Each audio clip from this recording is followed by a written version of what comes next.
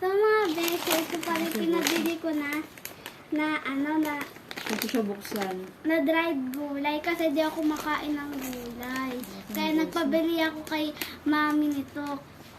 Nakita ko lang siya sa TikTok. Trending kasi ngayon. Wow. Ayun mo, legit. Legit siya, legit po. So, tayo mga sabihin natin dito. Ay, dapat pala, plato. Huwag na, para mas malaki yung malaki na puti. So, legit siya. Oh. Hindi may sitaw niya, oh. Sitaw talaga. Kuha tayo ng plato para kita-kita. Ano? Oh. Sitaw talaga. Ano? Diba? Ano ba ito? So, yan. Ito yung plato. Tinawa ko siyang plato para kitang-kita. Excited na ako. Excited din siya. No! Ang dami. Alam mo, ano? Ayun.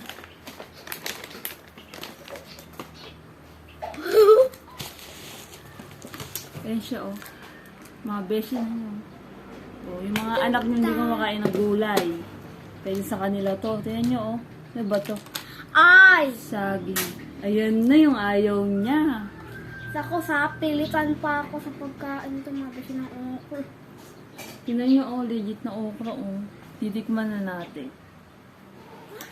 Titikman natin. Tingnan mo. Isa lang yata yung okra.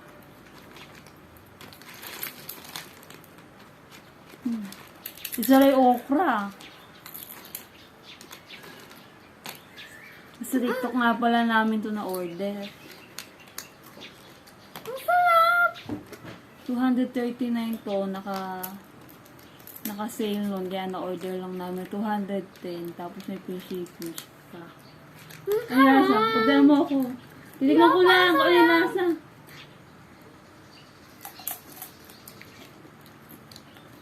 Hala.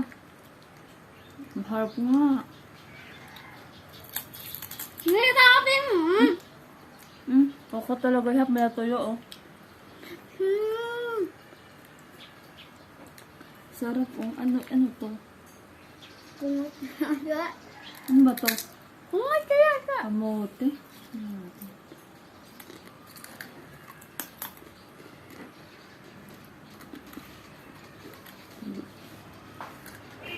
Maharap nga. Kain talaga. Ito, oh, sitaw. Sitaw. Mahap, no?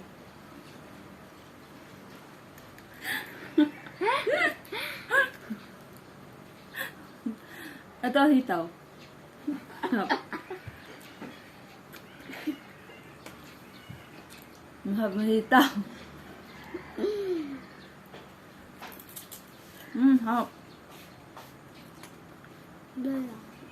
Oo nga, mahal yan. Mahal. Malapit na tapos yun. Mahal naman. Mahal. Ito patatas. Patatas. Ito. Hap. So, yun lang mga beshi. Mabil na kayo. Hap. Bye.